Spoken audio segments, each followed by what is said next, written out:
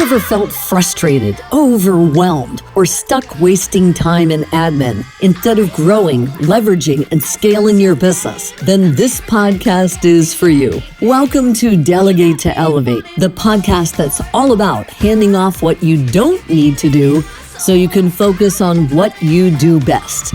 So here's your host, Bonnie Schutz. Hey, welcome to Delegate to Elevate. Get done. This is Bonnie Schutz, your host. I want to talk to you today about a pain point I'm hearing quite often and admittedly feeling myself. And I think you can relate. So, as they say, let's get into it. The topic is finding time to train when you're drowning in work. Boy, oh boy, do I feel this. Now, I can delegate to a few people on my team, but I believe I need another person, and I'm looking at my calendar and I'm thinking, oh my God, how on earth am I going to fit in training? Well, I think I've come up with a few ways that I can help you with that. Okay. I'd like you to acknowledge the catch-22 of delegation. So, like I said, you need help because you're overloaded, but you're too overloaded to train and help. Welcome to the delegation paradox. Let's break that cycle today, everybody. Let's break it. So, let's shift your mindset, right? So, training, think of it this way. Training somebody or training equals investment. Try not to think of it as a chore. The time you spend training now will save you exponentially more time later. Think of it like compound interest. And let me tell you, I don't know crap about that, but I've heard it and I think I have a basic idea of it. So in thinking about it before recording this, I think, train well now, and then we will reap the benefits in the future. And I believe that's kind of what compound interest means. All you CPAs and financial planners and bankers, tell me if I'm correct. So let's do this. Let's document as we go. And I don't know about you, but the power of Loom, my best friend. In fact, I made one this morning for my VA. Power of Loom, SOPs, and a good old checklist.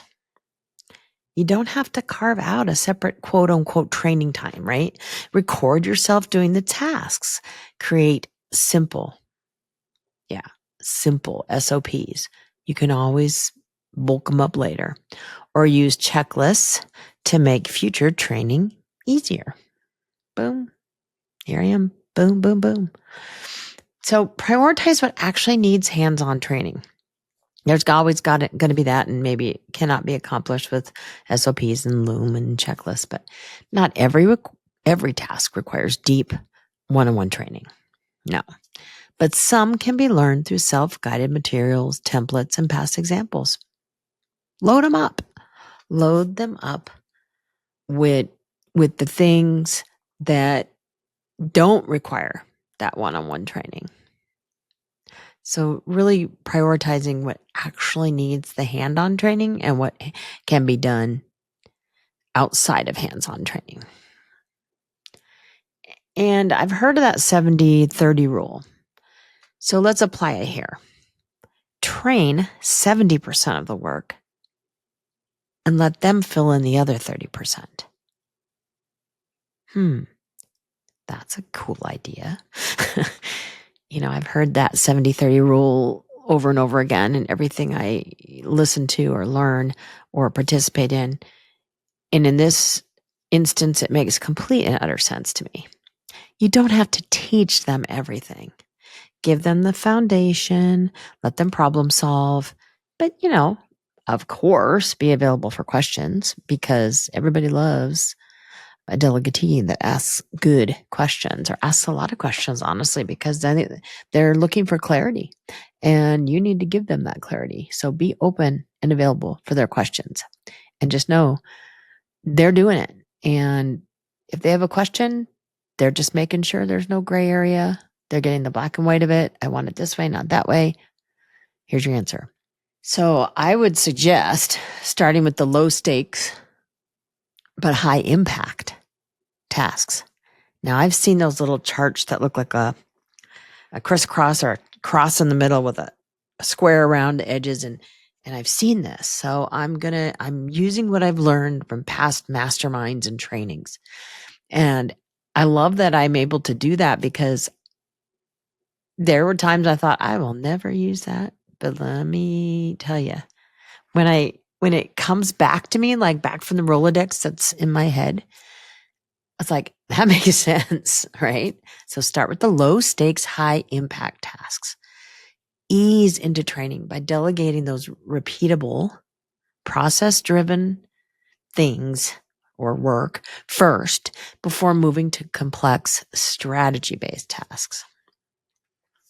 And this is great. Love this one. This next one I thought of is leveraging my existing team members for peer training. Wow. When that came to mind, I thought, yeah, I'm doing this thing right. I'm asking somebody else on my team. So I'm delegating the training to somebody else. If you already have a team like I do, don't be the bottleneck. Have a trusted VA or team member handle some of the training. It reinforces their knowledge and frees you right back up. Love it. So think of it in micro doses, which is a kind of buzz thing these days. I'm microdosing. You can train in microdoses too. 15-minute sprints. One and done. Not 2-hour deep dives, because who can learn like that? I mean, God bless the people out there that can learn like that. But 15-minute sprints would be my suggestion, not the 2-hour deep dives. Don't try to cram training into one big, giant, overwhelming session. Break it into quick, digestible chunks. Small progress will add up so quickly.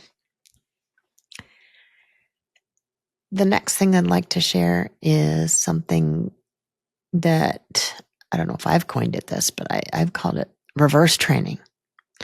And it's for me to ensure retention. So instead of just explaining, have your new delegatee or service provider teach you the process again. So it's almost like here's what I hear you saying kind of situation. So have them. So this confirms your understanding and gives you a chance to refine it. Like, how did I convey it or communicate it to them? By listening to them communicate it back to me. Voila, I did well, or dang, is that how it came across? So check, yeah, what am I trying to say here? Set a check-in cadence and expect an adjustment period. Nobody learns in a day. Schedule brief, keyword, recurring touch points in the first 30 to 60 days. If you're with someone that you're outsourcing a task to that long, but also accept that there will be a learning curve, and that is a given. Let's focus on progress over perfection. Perfection can grow over time, or conciseness can grow over time. So as I'm wrapping up my thoughts today of this, I say this way too often. And maybe it was just a movie that had impact on me, but trust the process and let it go, let it go. I hope there's no copyrights involved in that, in my singing. The hardest part of delegation isn't the training. It is freaking letting go. Trust your hiring instincts. I know I've said this before. Give the delegatee their room to succeed. And remember, the goal here is to trade busy work for business growth. Lighten your load so your business and your sanity can thrive. Boom. Thank you for listening today. I sure hope this helps when that mind of yours is telling you that you don't have the time to train someone because you just looked at your calendar and you're like, when it's telling you that you don't have the time to do that training and you can't delegate, tell it where to go. Alrighty, please keep listening.